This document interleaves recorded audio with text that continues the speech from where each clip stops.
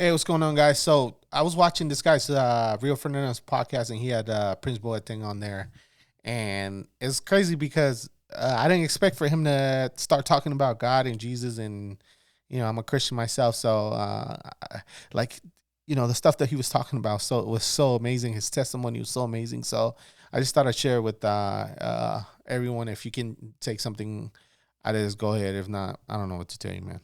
But this is it right here. Stay home, no worries. Like I went to practice one time driving, arriving at practice, but I didn't know how I arrived because my head was gone. So I went left, I went right. Street, isn't it? Yeah, so I arrived at practice, but I didn't know how. So I turned around, went back home, and I called the coach and said, I'm not coming in anymore. I can't. I have no more. Wow. He got to practice and was like, I don't know how I got here, man. Like, what the heck? And he's just like, I'm going home. Call the coach. Hey, coach, I can't do this, man. I got to go. That's crazy, man. Energy. Like my son used to come, and I just was there when I didn't know what to do with him. Like real depression. I stayed in bed for like 4 weeks straight, no showering, nothing. Wow. Yeah, it was tough. So then I went to a psychologist, they helped me, and then I got better. But nothing really brought me back being me. Not being with my kid on a new club or whatever. And then the only thing what saves me right now, will give me peace, happiness, and everything is, I want to show you guys, that Jesus is king. Jesus is king. John 14, Jesus is 6. king. Seriously, this is, for me, it changed my life. Wow. That's Totally amazing. changed. How was you introduced? I was introduced for the first time because I grew up in a neighborhood where I grew up only with Muslims, Turkish Arabs, because the immigration of Turkish Arabs in Berlin is high. So I grew up with them, but I was never really religious or believing. So I believed in a higher power, definitely.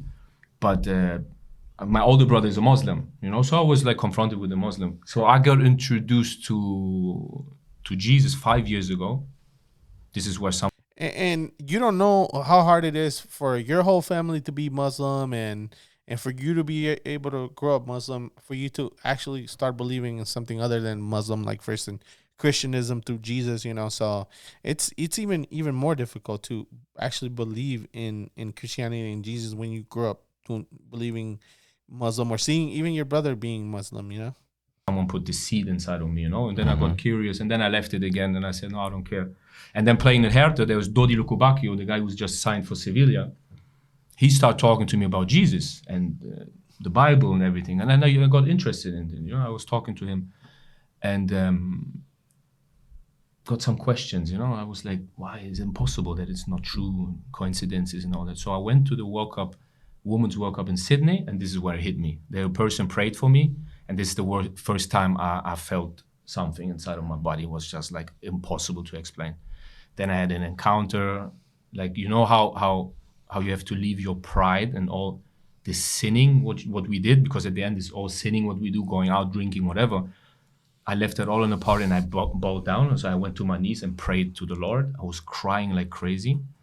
And this is when I had my testimony, my encounter with him, because I heard the voice telling me, come home. Like it's difficult to explain to someone. If you would explain me that 2 months ago, I would say you're crazy. Yeah, because I see it on your Instagram and stuff like that. Yeah, I got baptized, that as well. At the day I had so much pain on my knee. As soon as I got baptized, I went for a jog. I could run. Like, it's crazy. Like, if you tell it. It's true, man. It's true. Like, you try to explain to someone prayed for me and I felt something different. They would look at you like, bro, you're crazy. What the heck? You're crazy, man. Whatever, man.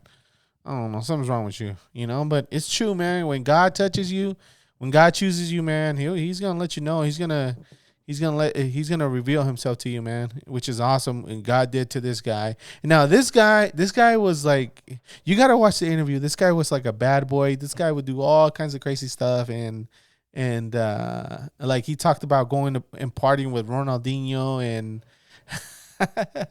Yeah, I mean, you really gotta watch the interview and to see what he was about, and for him to actually come to Jesus, it's amazing what God can do in people's lives, and that's awesome, and I'm happy for him and for his family, and because all his family, everybody's gonna benefit.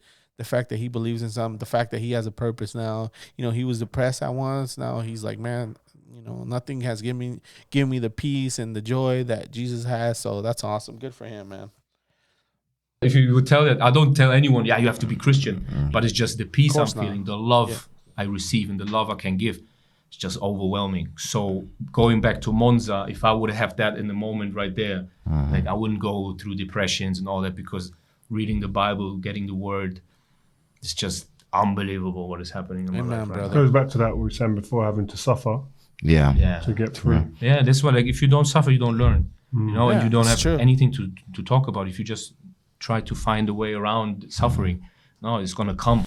That's true, man. Like I've been depressed before, and for us, it's like I'm a Hispanic, so for us Hispanics to talk about depression, it's really hard. Like, bro, you'll be all right, man. Like, and out of nowhere, I just got depressed, and it was like I felt horrible, and I just went through.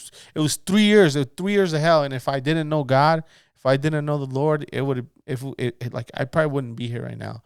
But because I knew the Lord, He got me through it. But it was 3 of the hardest years of my life. But when I was on the other side, like I felt like it was something I had to go through in order for me, the person that God wants me to be. And because at one time I didn't believe in God anymore. And when I didn't believe in God is when I went through the hard stuff. And the only thing that could cure me was listening to worship songs and listening to pretty much worship songs. Because that's like my favorite part about going to church. It's just the worship songs, man. Yeah. And it's gonna come hard, really hard. Like a lot of footballers, they don't talk, you know, they don't have the ability to talk. And you see the player in France sitting on the bridge, bro, because we're in everything. This tornado, like every day. Some people like me, when I was young, I was strong. I came out of it and I wanted to prove. But there's others, they're not strong, they're weak. So my key out of all of this was like becoming a Christian and believing in Jesus, having a purpose in life. And it changed everything in your life. Like nothing is important to me anymore. Watches, cars, going, I don't care. I just want to serve good, be a good person, and spread love. So that's crazy, man. That's crazy how, you know, we can focus on something really, really stupid as like cars and watches. What the heck, man? The day you die, all that stuff stays here. Just like your house, just like everything that you can accumulate in this world, it just stays here, man. And like the saying, like the bumper sticker on the car says, don't judge my car, my riches are in heaven. It's true though. The only riches you can make is in heaven, you know? Everything else just stays here and it's worthless. It's worth nothing. The only thing is like the memories you take with you, with your loved ones, and the good deeds you did in this world. That's the only thing you take with you, man. Everything else just stays here, man. And it's so stupid how we focus on the wrong things, you know? So this was my game changer. Is there a lot of players you know going through this type of stuff, the depression, so many, etc. So many, and no one talks. Sleeping tablets, sleeping pills, drinking, going out, looking for love everywhere. You know, so many having problems with family members. Like everybody has their story. You know, that's why always the people say, "Be kind." You have to be kind to everybody, but it's true because everybody's going through something. You never know what they're going through. That's true. How did you cope with moving, not just moving within a country, but moving countries like almost every 12 months? That's the thing. Like sometimes you escape things. You think in a new country it's better. With having new people around you, it's better. You know. So I coped with it. I love to travel. So I loved even learning languages. I speak 5 languages. So I always saw it as a positive thing. Open my mind, see different people. But a lot of players do that because they want to escape the pain. I don't know if you ever feel at home. My old job, I used to move around a lot. Yeah. And I feel like you end up feeling like you're living out of a suitcase. Exactly. And you never actually feel like you're putting your roots down. Right. Do you get a bit of that? Of course. Now I found a home, like Sydney. Sydney for me now is my home. When I land in Sydney, I feel home. Wow. It's unbelievable. After everywhere, it's the first time I've been in Australia. After everywhere, like Milan was always my home but I connected it with success, being the superstar. That's not home. Home is where you really can be. Anyhow, that was his testimony, and I believe that the reason why he feels at home in Australia is because that's where he found the Lord. That's where he found God. So he's like, this is my home right here, because that is where he feels like closest to God. But anyhow, it was a beautiful testimony. I hope you guys liked it. All right. Please like and subscribe, man. All right.